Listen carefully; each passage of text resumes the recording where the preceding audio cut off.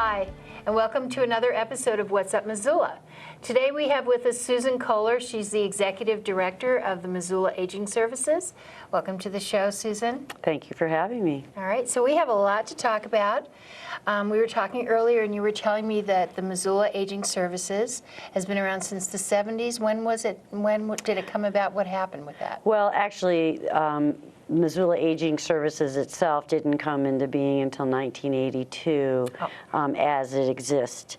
And that was back when the county commissioners decided that they wanted to put as many of the senior programs under one umbrella and create a nonprofit to manage it, so that when it came to county funding, that they would have a group of individuals that had already sorted through the issues related to aging and would come and make requests based on priorities that a group of people had decided in the community, as opposed to the commissioners having to hear several separate requests for funding. Mm-hmm. So you go to the city and appeal to matters concerning seniors? We go to the city and the county for funding to help support the services and our activities that we do. Aging services is, we consider it a focal point for people to come to when they have concerns related to aging issues and services. So if anybody in the community comes about a situation where they want to help their mother or their parents or any other person, they can call us as a starting point, and we are the only unbiased place you can call for good consumer information, and then we can at least help that individual kind of work through the system and figure out what it is that they need. Mm-hmm. Yeah, you were telling me that even if someone has parents that live out of state and they just start to become concerned about them, let's say somebody broke a hip or something and they want to know what services are out there, you would help them, guide them through that process, even just by telling them information about what other states offer. Right. We're as I said, a good starting point. We are one of about 600 area agencies on aging in the country, and each of those area agencies cover a service area which covers the entire country. And we're all required to establish a plan based on the needs of the area and give information and assistance. So if somebody came to us and they said they were concerned about their parents who live in Rhode Island, we can give them general consumer education. What's the difference between Medicare, Medicaid? What does Medicare pay for? What is a home health agency? What's the difference between an assisted living and a nursing home? What are my options, housing options?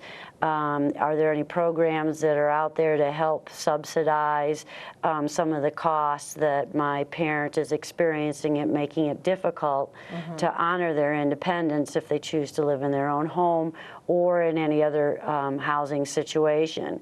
We can give them the general information, and then we can put them directly in contact with a person just like us that serves the area their parents live in, and then they can get into specific what home health agencies specifically are in their area, and then we can pass them on, and they can have an appointment. So if they're flying out and they only have a short period of time to be there, they're prepped to get the maximum information during the time that they're there to best help with their situation. Well, I'm so glad that you exist, because I know I've been in situations like that already with my family and my parents, and I didn't know you were out there. I went a different route, and it was much more complicated. I'm sure it was. And this is going to be an increased phenomenon. You know, we have the largest demographic shift in history taking place. The baby boomers that were born between 1946 and 1964 are the biggest population, and they started turning 60 this year. We like to refer to it as the silver tsunami that's coming down. Of course, the way baby boomers are, we'll probably should call it the colored tsunami, since none of them will want to be silver. But So we're looking at this demographic shift and all of the concerns and issues and challenges that come with it. And we are trying to position ourselves for that growth in addition to the growth that we already have experienced in the last 20 years. And probably our newest clients that are coming to us are adult children caring for aging parents and caregivers, trying to provide the kind of support for people who may have some, like Alzheimer's or some other related dementia. And when they come to us, we can help them with giving educational materials on the disease, and we have a caregiver support group. And we have a powerful tools for caregivers that actually helps people set up their lives so that they can provide care for their loved one and still manage the rest of their lives. And that usually happens with services that we can provide, like respite. And we have contracts with home health providers in the community who could provide subsidized respite to the eligible individuals that come through our doors. And so those are the kind of resources we can provide. We also do some direct services. We kind of break our agency into two large areas. One is the acknowledgement that elders as they age may need additional assistance to maintain their independence. And through that, we provide, as I mentioned, information and assistance to individuals. And we can also develop an individual care plan that meets a specific need. A family as a whole can come in and sit down with us, or if need be, we can have somebody go out to the home and visit with the individual to understand what the situation is. And then we provide direct service. Probably the one people are most familiar with is our Meals on Wheels program. And we serve over 72,000 meals a year in Missoula County. Wow. And they're delivered all by volunteers. And that's why we can afford to continue to deliver meals. Right now, we do not have a waiting list, and that's a priority for us, is to avoid that. We also have a senior diner club because all of these are in the nutrition area, and nutrition is so vital for people for healthy aging. If they're recovering from an illness, good nutrition is important. And our Meals on Wheels program, we can ensure that they can have diets that meet specific dietary needs, whether it's a renal diet, diabetic, cardiac diet. We contract with St. Patrick Hospital and their dietitians and food service program through Thomas Management prepare the meals, and so they can be very dietary specific. And that helps people not end up back in the nursing home, or excuse me, or in the hospital because they ended up being malnourished while they're trying to recover from a surgery. Do they have to have a certain lower income level to qualify for that? They don't need to do that, because it's important to recognize we're probably the only infrastructure that exists, so that regardless of your income, if you're in that situation and you need a nutritional meal delivered to you, the difference is you can pay the full amount of the meal, where somebody who has less of an income we will subsidize that, but we will not refuse anyone based on their inability to pay. So what is the rate, the range? Is it like $5 meal, $10 meal? No, if you include the management and everything, it's about $5.25 per meal, which is incredibly inexpensive. Yes, especially if it's coming from the hospital. Right, and we will deliver 5 meals during the week, and then we will provide frozen for the weekend. In our more rural areas, we will deliver 1 hot and 6 frozen, or we can also provide sandwich meals if people are in need of more than 1 meal a day. And the meal's a third of the USDA's requirements, nutritional requirements. And people often say that they can save some of the meal for a later meal. So we cover every place in the county. There's no place that we can't get to deliver meals. Well, that's wonderful. And is it just the hospitals that are supplying these meals? Right. No, I'm sorry. I said right, but no. So what do you really mean? What I'm talking about is St. Patrick Hospital deals with Frenchtown in Missoula, and Lolo. In Sealy Lake, we have the Senior Citizen Center up there produces the meals, and they have both a congregate program where people can come in 5 days a week and have the meal at the center, and then they have volunteers that deliver the meals to those that are homebound and can't come in. Up in in Condon, the Hungry Bear restaurant produces the meals for the home delivered meal program, and they also serve as a congregate site a few days a week for seniors to come in and get a meal for. So we contract with them to provide those services. Okay, and you're saying how many people then would you say that you're feeding right, like today? We probably average about 250 a day. Okay. And probably serve a little over 500 seniors a year. And we also serve people with disabilities under the age of 60 who meet the criteria of being homebound and unable to prepare their own meals. We seek separate funding for that program, and because the full cost of the meal must be provided, because we can't use dollars that are designated for elders to serve the underpopulation. So the county funds us and United Way some money to help subsidize those people under 60 that don't have the resources to pay the full amount of the meal. And you have, you get your funding also from, there's a whole list of individual donors. And how much money does come from the individual donor portion of your funding? Well, we get roughly, I don't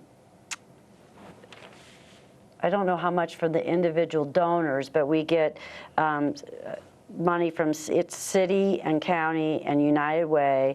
We get federal money, we get state money, and we get client contributions to the services. In fact, in the meals program, probably a third of the budget is covered by what individuals give towards that program to receive the meals. And we do grants, and we also have fundraising events, or one fundraising event, which is our walk and roll event that we just had this year. And we raised $13,000 for that, for our Meals on Wheels program. And in the next 4 years, we really are going to emphasize that partnership with the individual donor in the community, with public funding really slowing down and in some cases decreasing. We're going to have to rely more and more on the community to help support the services that we deliver. Missoula's already a very giving community, and so I'm not concerned about people stepping up to the plate to help us out as a part of our mix of funding. So when you have these people delivering the Meals on Wheels, how many volunteers do you have for that? We have over 100 volunteers and that work different routes. We also have an Adopt a Route program where businesses can adopt a route and provide, and that's been very helpful for us. And they not only deliver the meal, but they're that daily contact that those individuals don't receive if they didn't get the meals, and have had cases in the past where somebody has fallen and been on the floor, or other kinds of confused and a real concern. And they'll show up and then they can call us, and or 911, and get immediate assistance, and we have contact information to get relatives or family or neighbors involved in trying to assess what's going on. So that's a real gift, and the volunteers themselves feel it's a gift to them. They really have good relations, establish great relationships with the people, and often come back to do visiting and helping out in other ways as volunteers. Now, when you say that businesses can, what do they adopt? They pay a certain amount to help it? No, or- they provide the volunteer Oh, I out of their see. business. Oh, that's and great. so we have several in town that will do that, and so that we can be ensured that they have a volunteer out of their business that will be there to deliver the particular route every time that they're designated to do that. And that really is a nice partnership. I'm really pleased to see businesses in town encouraging their employees to volunteer and giving them the time during their work day to do community service right now, because the availability of volunteers has changed so much over the years, with both parents typically working. Women aren't at home like they used to be with their children, and they used to be the backbone of volunteerism. Elders are always been involved with civic engagement activities, and this gives the door opening to those people who are still working to have that opportunity to do things they want to do, that really give enrichment in lives, both for the people that they help and to themselves. Okay, and what other, do you ever, any other fundraising events that, No, that's the only major fundraising event that we do. and that's usually what month? That's in March. Okay. And we get end-of-the-year donations that people have given to us. I wanted to touch a little bit more on some of our other programs that we offer in the organization, and I mentioned our Diner Club program, which we have contracts with local restaurants, and that seniors with limited income who are able to get out have the ability to get 20 coupons a month and go to these participating restaurants and get a meal. They contribute on a sliding scale, voluntary basis, and we subsidize the difference. And we have probably close to 700 seniors in Missoula that are on our Diner Club program, and it's growing. I should say, unfortunately, which means there's that many more people who are income limited. It's also a sign of the aging of our population. And that's a very positive program. These individuals also have the opportunity to get coupons to attend the farmers market and to purchase fresh produce and support our local farmers, and can the produce that they get. In fact, they're probably the last generation that's the best at doing that. So that's an added nutritional assistance to those people. And we also have, they get an educational newsletter, and they have the opportunity. We hold parties, like we had a cabin fever party this year, recognizing that people were going a little crazy about January with being indoors. And it's a real successful event, and it brings people together for some entertainment, good nutritional education, socialization. It's just a really good program. So, And your staff consists of 25 people, full-time, part-time, 25 altogether? Combination of the two. We also run, on the other hand, we also have volunteer services, which is recognizing that just by the very fact that you live till you're 60 and above means that you must have gained some pretty good experience, at least in the survival aspect, and have those skills and talents to share with other nonprofit organizations. And so we have, again, roughly 700 volunteers that we kind of serve as a broker, and through our Senior Service Corps, which is Foster Grandparents, Senior Companion, and RSVP, they work in our schools and daycares. They work at nonprofit organizations, the food bank, hospitals, libraries, museums.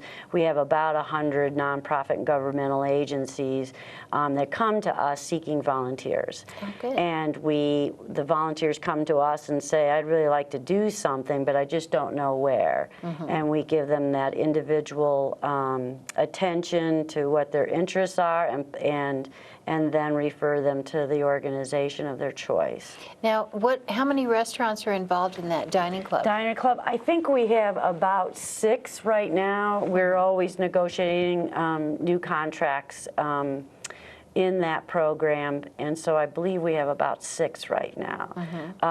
And they vary, so some will offer breakfast only, or breakfast, lunch, and dinner, or lunch only, or dinner only.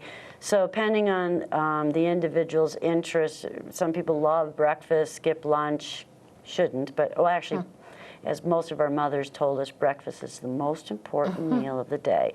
However, we have people who will eat lunch or dinner at these various places. So it gives them variety. They're spread out throughout the community, so transportation is less of an issue for people to get to these restaurants, because transportation is another big area of concern with the elders we're trying to serve. And our agency contracts with various transportation providers to support that door-to-door, curb-to-curb transportation for individuals who need to access for shopping or for medical appointments. Okay. So taxi cab companies and things like that? That is not part of our contracts. We work with Mountain Line's paratransit service. Oh, I see. And we work with the Community Needs Van, which is through the Missoula Valley Transportation Management Association. And so those are our 2 primary. In addition, there's a bus service through the Senior Center in Sealy Lake that provides transportation up the Sealy Swan area, and then they will transport into Missoula or up to Kalispell for more significant medical appointments. So that's where our support is right now. So would you like to have more restaurants in that diners Sure, club? we always like to have more What restaurants. if it was an expensive restaurant? Would they just Well, give a break? Chances something? are an expensive restaurant would not, it would be not affordable for us. Okay. To have, I'll give you some example. We have Paul's Pancake House, Ruby's, Knuckleheads, then we also, St. Pat's Hospital's cafeteria is another site for us. And I'm thinking of the one that's on Brook Street across from the mall that I can't think of the name of, right? Denny's. Oh, Denny's. That's it. Oh, That yeah. is. And so those are, and I might be forgetting some, and the Senior Citizen Center is also one of our sites. All right. And so people have full choice of where they want to go in those places. Okay. And can they go there for dinner also? Or is it just- Well, as I said, each restaurant and each contract depends on Oh, I see. on the contract whether they can come for all the meals or only certain meals. For example, the Senior Citizen Center only serves a lunch meal. The hospital, they can go for all 3 of those meals. They can make a choice to come to the hospital for. Okay. And so I see you, you get a lot of your money from the government, from the federal government, but then the city, The county. the state, the county. The state actually is our weakest partner at this point in terms of, if you look at local funding versus, combine what people are giving us as donation, the city and the county and United Way, the state of Montana currently only gives us about 7% of our total budget. Okay. And recognizing the increase in the aging population, we're still waiting to the outcome of this session, because we currently have on the table an increase, not much, but an increase, which will be the first significant increase in 25 years. So we're waiting to see if we can get some additional funding, because to give you an example, our Meals on Wheels program, the home delivered meals program, only exists in 16 of our 56 counties throughout the state of Montana. And when you're looking at somebody wanting to stay in their own home, in rural areas particularly, something like a meal, it can make a difference in homemaking services. those kinds of services can make a big difference between a person being able to stay in their home or having to move closer to the city or into an institution, more restricted environment like an institution. And so at what age can people start to take advantage of your services? Well, our general, according to the Older Americans Act, is 60. However, we have volunteer programs that start at 55. But if you're a family member or you're any individual in the community of any age seeking information and assistance, that we're open to anyone. We're the resource center for all of that. Many people probably were aware of the Medicare Part D that came about, which is the new Medicare Modernization Act for prescription drug coverage for elders. And there were over 40 choices for elders in the state of Montana to choose from, and it was done on a computer. The tool to help sort was largely from the computer. And we were inundated with seniors of all economic backgrounds because it was a very complicated system, and we helped them as consumers figure out maybe the top 3 choices, and then they would go home and talk it over with family and make that decision. Yeah, that's great, because I know a lot of people were confused about that. Yes, that would be an understatement. Isn't there a program that about if you, let's say you had an elderly parent and they needed some kind of home health care, is it true that a family member can help them and actually get subsidized somehow for that? Yeah, that's through the Medicaid program, and we do run a Medicaid waiver program, and there is a self-direct component to it. But if people are, Medicaid is very complicated, and I won't begin to try and tell you the ins and outs of it. You know about right, and if people want to know about how process. Medicaid works and how they might be able to receive services through Medicaid and to what extent. Well, I think that's that is just one of many, but really important things that are out there. People kind of know about them, but they have no idea how to go about it, and your services can help them through that process. So that's so important. We only have a couple of minutes left, so I just want to make sure we cover the most important things. Do you help people with housing also? Housing options. We help them by when they come to us and they're looking for different options of housing. We can give them the listing of all the assisted living and the retirements, the nursing homes, personal care homes, and then we can also give them a book on consumer information that helps you select, helps you to look at what things you need to consider when you're looking for a place to move. And oftentimes people will come in and the reason they want to move is because they can't afford their taxes, and we have a series of programs that they may not be aware of that could help in that regard, and so maybe their real desire is to stay at home, and we can help them figure that out too. Okay, and then I'm going to go back to the restaurant issue just for a second. Let's say that somebody is just opening a restaurant and they want to start filling the seats and letting people know about them. And is this something where they can say, okay, these meals are the meals that the people can come in and have, because we really can't afford to give them these meals? Is that something that... It is, and clearly the restaurants aren't necessarily, it's a good demonstration of a private-public partnership, because it's not like the restaurants are necessarily they're not losing money, but they're not really making money. Well, but still, and it's a wonderful way of showing how businesses support our elders in our communities. You bet. So, yes, that's in fact the case in some of the restaurants. They will have select meals that they can order from. Our job is to ensure those meals have the nutritional balance necessary to qualify for reimbursement. Excellent. Well, everyone out there, give Susan and her staff a call if you have any questions about matters for the aging, and lots of other information too. So, and if you want to volunteer, that's a big issue. A big issue. So, well, thanks for coming on. It was a pleasure. Same here. Thanks. Take care. You too.